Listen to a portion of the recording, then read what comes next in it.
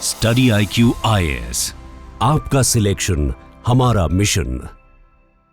दोस्तों, बीते कुछ दशकों से बढ़ती रीजनल कनेक्टिविटी और एकाएक देशों के बीच साइन होते ट्रेड एग्रीमेंट्स ने पूरी दुनिया को एक इंटरलिंक्ड, इंटरडिपेंडेंट और इंटरकनेक्टेड मार्केट में तब्दील कर दिया है। यही कारण है कि जो मिडिल ईस्टर्न देश कभी अपनी कंस्ट्रक्शन मटेरियल की जरूरतों के लिए यूरोप और अमेरिका के सप्लायर्स पर निर्भर करते थे, वो आज बिना किसी मुश्किल के चाइना और तुर्की जैसे नए बाजारों से सस्ते दामों पर सामान मंगवा रहे हैं। जो यूरोपियन देश कभी अपनी इलेक्ट्रॉनिक्स नीड के लिए सिलिकॉन वैली जैसे कुछ लिमिटेड रीजनल एरियाज पर डिपेंड करते थे, वो आज बड़ी आसानी से ताइवान और वियतनाम जैसे राइजिंग प्लेयर्स के जरिए अपनी इस नीड को फुलफिल कर रहे हैं। यानी ग्लोबल मार्केट पिछले कुछ दशकों में पूरी तरह ट्रांसफॉर्म हो गया है।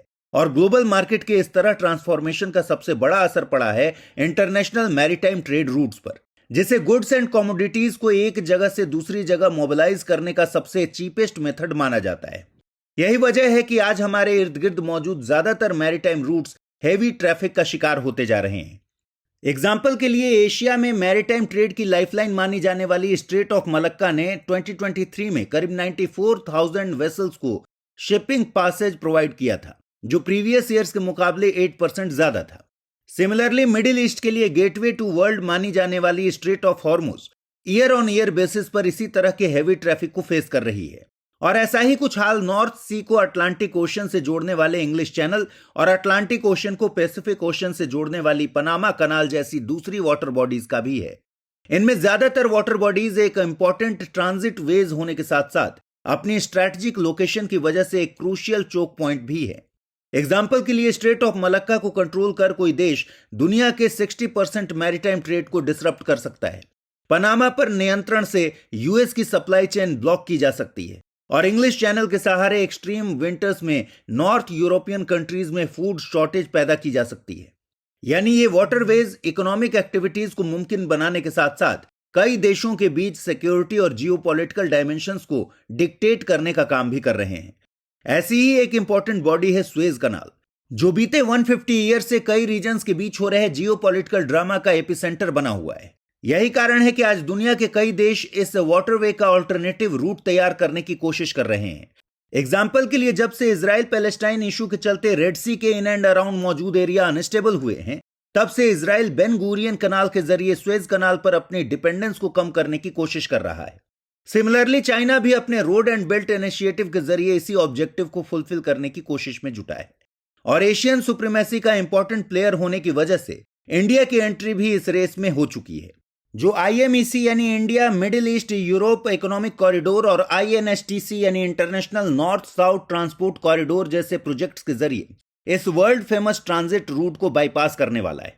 लेकिन यहां सबसे बड़ी हैरानी की बात यह है कि सुएज कनाल के ऑल्टरनेटिव के तौर पर शुरू हुए इन 7 मेजर प्रोजेक्ट्स में से 5 प्रोजेक्ट्स ऐसे हैं जिनका फोकल पॉइंट किसी एशियन कंट्री में बेस्ड है। और तो और इंडिया इनमें से 4 प्रोजेक्ट्स में डायरेक्टली और इनडायरेक्टली पार्टिसिपेट कर रहा है।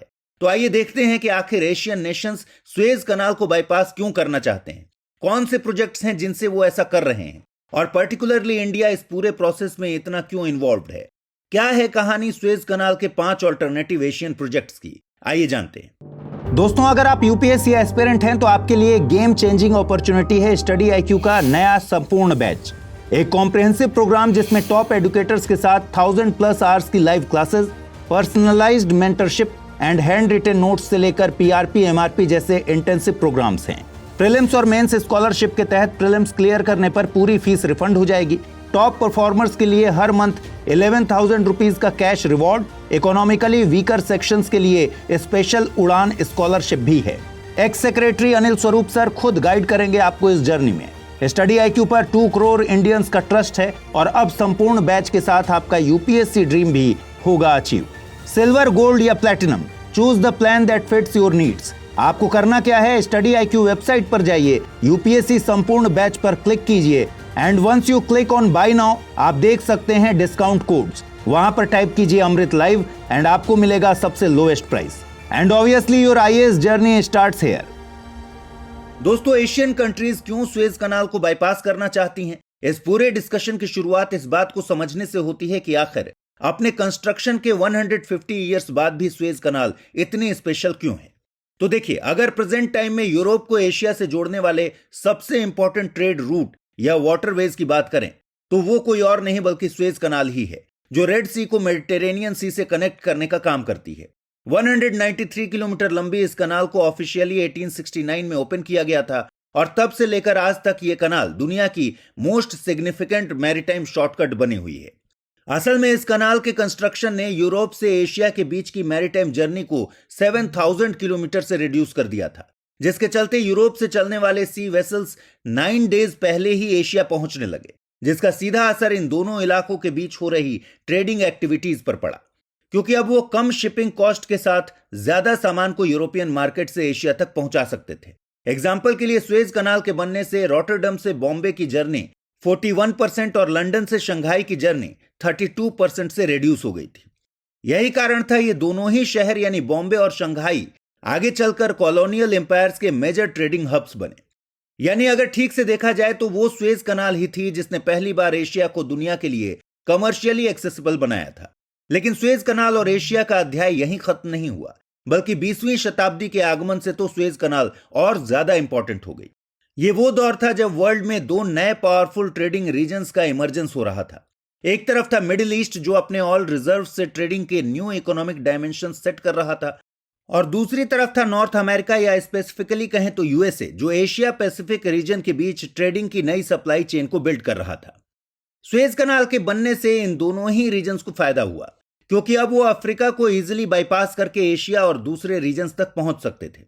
एग्जाम्पल के लिए सुएज कनाल के बनने से पहले मिडिल ईस्ट से चलने वाले सी वेसल्स को यूरोप जाने के लिए पर्शियन गल्फ के रास्ते केप ऑफ गुड होप तक जाना पड़ता था, जिससे उनकी मैरीटाइम जर्नी में 7 to 10 डेज बढ़ जाते थे। लेकिन सुएज कनाल के बनते ही अब वो ये काम महज 14 डेज में पूरा कर सकते थे। अगर करंट कॉन्टेक्स्ट में बात की जाए तो सुएज कनाल की इंपॉर्टेंस का अंदाजा आप इस बात से लगा सकते हैं कि आज ये कनाल अकेले ग्लोबल ट्रेड का 12% और ग्लोबल कंटेनर ट्रैफिक का 30% कॉन्स्टिट्यूट करती है।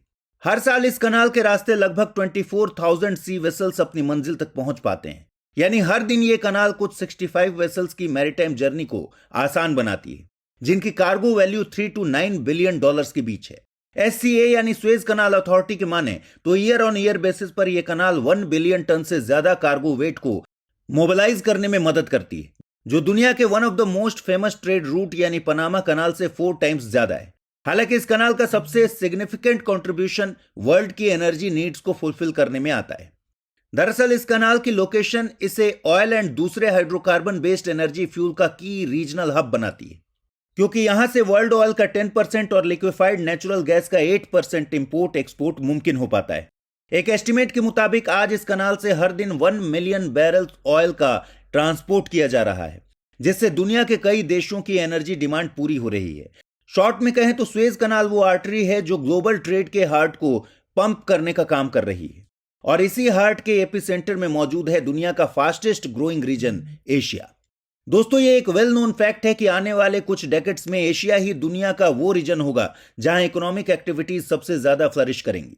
अब क्योंकि इकोनॉमिक एक्टिविटीज में ट्रेड और कॉमर्स का सबसे सिग्निफिकेंट रोल होता है, इसीलिए एशियन रीजन में मौजूद ज्यादातर प्लेयर्स अपने ट्रांजिट कॉरिडोर्स को safe, secure and easily accessible रखना चाहते हैं। यहीं से शुरुआत होती है उस कॉन्फ्लिक्ट की जो इस पूरे एपिसोड की थीम बना हुआ है। दरअसल एशियंस के लिए सुएज कनाल से जुड़ी सबसे पहली समस्या है इस कनाल की एक्सेसिबिलिटी, जो बीते कुछ सालों में काफी मोनोपोलाइज हुई है। एक्चुअली सुएज कनाल इंटरनेशनल मैरीटाइम ट्रेड का एक ऐसा रूट है जिसके साथ कई स्टेक होल्डर्स के इंटरेस्ट जुड़े हुए हैं, जैसे Egypt, US, UK, France etcetera. लेकिन ऑफिशियली इस कनाल को कंट्रोल और मैनेज करने का काम सुएज कनाल अथॉरिटी नाम की एक बॉडी द्वारा किया जाता है, जो इजिप्शियन गवर्नमेंट बैक्ड एक एजेंसी है। यह एजेंसी बीते कई दशकों से इस कनाल को मैनेज करने का काम कर रही है, जिससे डायरेक्टली इस पैसेज का कंट्रोल इजिप्शियन हाथों में आ गया है। समस्या यह है कि सुएज कनाल पर इजिप्शियन अथॉरिटीज का यह कंट्रोल कुछ केसेस में एक किस्म की मोनोपोली में ट्रांसफॉर्म हो जाता है, जिससे दूसरे देशों के इंटरेस्ट हिंडर होते हैं। ऐसा इसलिए क्योंकि एससीए ने इस कनाल पर कई टोल्स या चेक पॉइंट्स बनाए हुए हैं, जो इजिप्ट को वो एज प्रोवाइड करता है जिससे वो इस रीजन से पास होने वाले वेसल्स के मूवमेंट को इजीली मॉनिटर और कंट्रोल कर सकता है। एग्जाम्पल के लिए जब 2020 में इथोपिया ने नील रिवर पर अपना मोस्ट एम्बिशियस गर्ड प्रोजेक्ट यानी कि ग्रैंड इथोपियन रेनेसेंस डैम शुरू किया था, तब इजिप्ट ने इसी मोनोपोली का इस्तेमाल करते हुए इथोपियन कार्गो के मूवमेंट्स पर रेस्ट्रिक्शन लगा दी थी। ऐसे में चाइना, इंडिया एंड रशिया जैसे मेजर एशियन प्लेयर्स को शक है कि फ्यूचर में इजिप्ट का ये मोनोपोलिस्टिक नेचर उनके इंटरेस्ट्स को भी हिंडर कर सकता है। सुएज कनाल से जुड़ी दूसरी बड़ी समस्या है इस पूरे रीजन का अनस्टेबल नेचर, जो हूती जैसे प्लेयर्स के चलते काफी वॉलेटाइल हो गया है। एग्जाम्पल के लिए लेट 2023 में इजराइल गाजा वॉर के दौरान रेड सी से पास होने वाली कई कमर्शियल शिप्स को अटैक किया गया था, जिसके चलते कई स्टेक होल्डर्स को हैवी इकोनॉमिक लॉसेज उठाने पड़े थे और उनका ओवरऑल शिपिंग कॉस्ट भी सिग्निफिकेंटली बढ़ गया था। एक रफ एस्टिमेशन के अकॉर्डिंग अक्टूबर 2023 से नवंबर 2023 के बीच यमन के हूती रेबल्स ने करीब 130 शिप्स को अपना निशाना बनाया था, जिसके बाद दुनिया के 13 मेजर शिपिंग ऑपरेटर्स ने एक साथ मिलकर रेड सी से होने वाले सी वॉयजेस को इंडेफिनिट पीरियड के लिए सस्पेंड कर दिया था। इनमें एमएससी यानी मेडिटेरेनियन शिपिंग कंपनी भी शामिल थी, जो दुनिया की सबसे बड़ी कंटेनर शिपिंग कंपनी है और जो इस मार्केट का 20% शेयर होल्ड करती है। इस एग्रीमेंट में मर्स्क जैसा प्लेयर भी शामिल था, जो कंटेनर शिपिंग इंडस्ट्री का 14% वर्ल्ड शेयर होल्ड करता है। इवन चाइना ने तो इस दौरान अपने वेसल्स के लिए अपनी नेवी का भी सहारा लिया था, ताकि आर्म्ड एस्कॉर्ट के जरिए चाइनीज गुड्स उनकी मंजिल तक पहुंच सके। असल में ये वो पहला मेजर स्ट्रोक था जिसने ट्रू सेंस में शिपिंग इंडस्ट्री से जुड़े मेजर प्लेयर्स को यह सोचने पर मजबूर किया था कि शायद अब सुएज कनाल को टाटा बाय बाय कहने का समय आ गया है। ऊपर से गल्फ ऑफ एडन के आसपास का एटमॉस्फेयर उनके इन थॉट्स को और ज्यादा फर्म बना रहा है।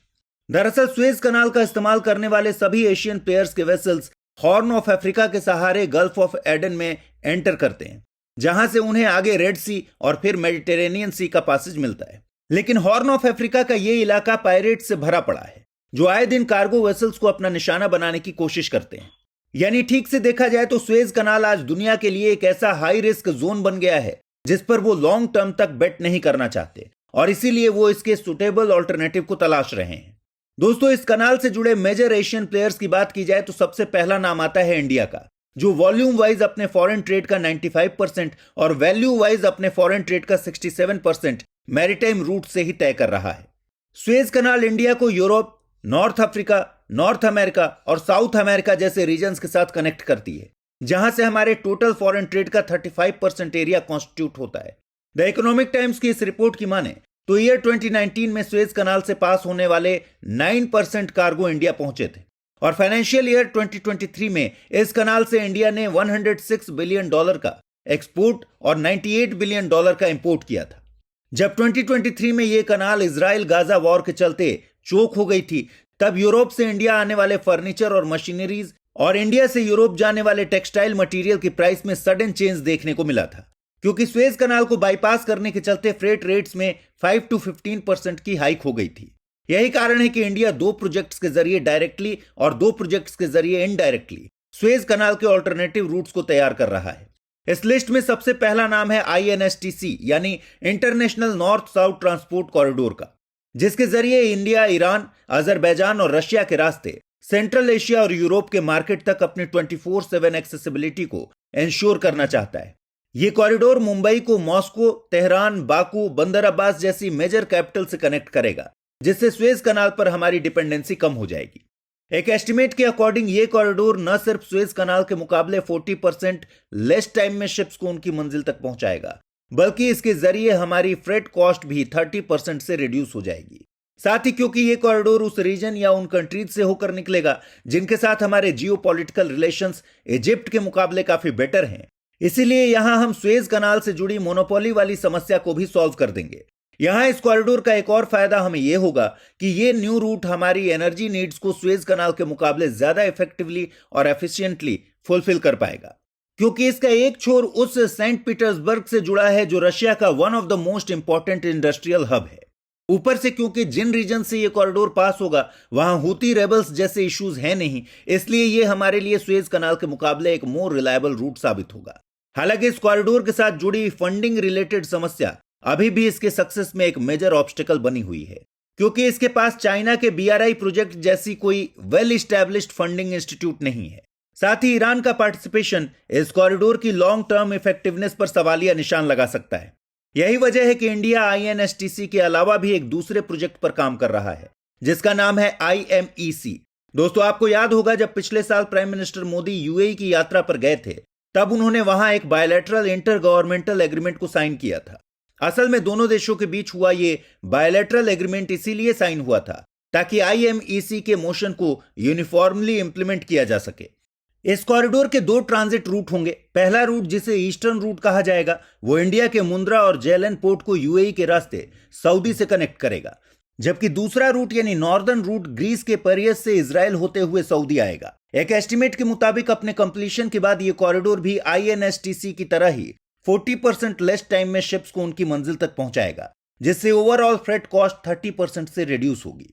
लेकिन यहां भी कुछ मेजर चैलेंजेस हैं जिन्हें ओवरकम किया जाना जरूरी है, जैसे हैफा पोर्ट, जो इस कॉरिडोर पर वो मेजर ट्रांजिट पॉइंट है जिसके बिना ये प्रोजेक्ट अपने फंडामेंटल पर्पस को सर्व नहीं कर पाएगा। अब क्योंकि ये पोर्ट इजराइल के 3 मेजर इंटरनेशनल सी पोर्ट्स में से एक है, ऐसे में इससे भी वोलेटिलिटी की वही समस्या जुड़ी है जो सुएज कनाल के केस में हमने देखी थी। साथ ही फाइनेंशियल कंस्ट्रेंट्स यहां भी एक मेजर इशू बनकर सामने आ रहा है। दरअसल अभी तक सऊदी ही एक ऐसा देश है जिसने इस प्रोजेक्ट के लिए $20 बिलियन का फंड कमिट किया है, और हम जानते हैं कि इस तरह के project long term investment demand करते हैं। एग्जाम्पल के लिए चाइना का BRI यानी बेल्ट एंड रोड इनिशिएटिव, जो करंट कंटेक्स्ट में सुएज कनाल का सबसे मेजर ऑल्टरनेटिव नजर आ रहा है, उस पर चाइना 2013 से अब तक $1 ट्रिलियन खर्च कर चुका है। ऐसे में ये अपने आप में देखने वाली बात होगी कि कैसे इतने सारे स्टेक होल्डर्स मिलकर IMEC को कंप्लीट कर पाते हैं। यही कारण है कि इंडिया इन दोनों प्रोजेक्ट्स के अलावा भी 2 डिफरेंट प्रोजेक्ट्स को बैकएंड पर डेवलप कर रहा है, ताकि सुएज कनाल के ज्यादा से ज्यादा ऑल्टरनेटिव रूट्स को हम एक्सेस कर पाएं। इसमें सबसे पहला नाम है ईरान के Chabahar port and rail network का, जिसे खुद इंडिया के कोऑपरेशन से डेवलप किया जा रहा है। कई एक्सपर्ट्स ईरान के सदर्न एंड पर मौजूद इस पोर्ट को सुएज कनाल का एक सिग्निफिकेंट ऑल्टरनेटिव मानते हैं, क्योंकि इस पोर्ट की प्रॉक्सिमिटी इंडिया के साथ काफी अच्छी है। अभी पिछले ही साल इंडिया ने 13 मई को ईरान के साथ एक हिस्टोरिक एग्रीमेंट को साइन किया था, जिसके चलते अब नेक्स्ट 10 इयर्स के लिए इस पोर्ट को मैनेज करने का काम इंडिया ही करेगा। इंडियन पोर्ट्स ग्लोबल की माने तो ये पोर्ट ग्लोबल ट्रेडिंग हब के तौर पर जियोपॉलिटिकल डायमेंशंस को चेंज करने की ताकत रखता है। ऐसे में करंट कंटेक्स्ट में ये पोर्ट इंडिया के लिए सुएज कनाल का सबसे वायबल अल्टरनेटिव हो सकता है। चाबहार पोर्ट के अलावा इंडिया रशिया के साथ अपने क्लोज रिलेशंस का फायदा उठाकर भी अपने लिए सुएज कनाल का एक और अल्टरनेटिव रूट को एक्सेस कर सकता है, जिसे आर्कटिक नॉर्दर्न सी रूट के नाम से जाना जाता है। ये रूट ईस्ट में रशिया के व्लादिवोस्टोक को वेस्ट में सेंट पीटर्सबर्ग के साथ कनेक्ट करेगा। ऐसे में इंडिया चाहे तो स्ट्रेट ऑफ मलक्का के सहारे अपने कार्गोस को व्लादिवोस्टोक के जरिए नॉर्थ ईस्टर्न यूरोप तक पहुंचा सकता है। हालांकि इस रूट की इकोनॉमिक फिजिबिलिटी आइस ब्रेकर की सर्विस कॉस्ट जैसे वेरियस एलिमेंट्स पर डिपेंड करेगी, क्योंकि जिस आर्कटिक ओशन से ये रूट पास होगा वहां की ज्योग्राफी फ्रोजन वाटर का चैलेंज अपने साथ लेकर आती है। दरअसल आर्कटिक ओशन के जिन एरियाज से ये वाटरवे पास होगा, उनमें से कई एरियाज में अभी भी ओशियनिक वाटर फ्रोजन स्टेज में है। ऐसे में शिप्स को पैसेज प्रोवाइड कराने के लिए इनमें मैसिव आइस स्ट्रक्चर्स को ब्रेक करने की जरूरत होती है, जो काफी कॉस्ट ओरिएंटेड टास्क रहने वाला है। हालांकि चाहे जो भी हो, इन सभी प्रोजेक्ट्स को देखने के बाद एक बात तो तय है कि अगर सुएज कनाल के वॉलेटाइल नेचर को काउंटर करने के सबसे ज्यादा ऑल्टरनेटिव्स किसी एशियन प्लेयर के पास मौजूद है तो वो है इंडिया। ऐसे में देखना दिलचस्प होगा कि आगे चलकर इनमें से कौन सा रूट इंडिया के लिए सबसे सिग्निफिकेंट सुएज कनाल ऑल्टरनेटिव बनने वाली है। लेकिन आपको क्या लगता है, इनमें से कौन सा ऑल्टरनेटिव रूट सबसे ज्यादा पोटेंशियल को होल्ड करता है? कमेंट सेक्शन में जरूर बताइएगा। स्टडी IQ IAS, आपका सिलेक्शन हमारा मिशन।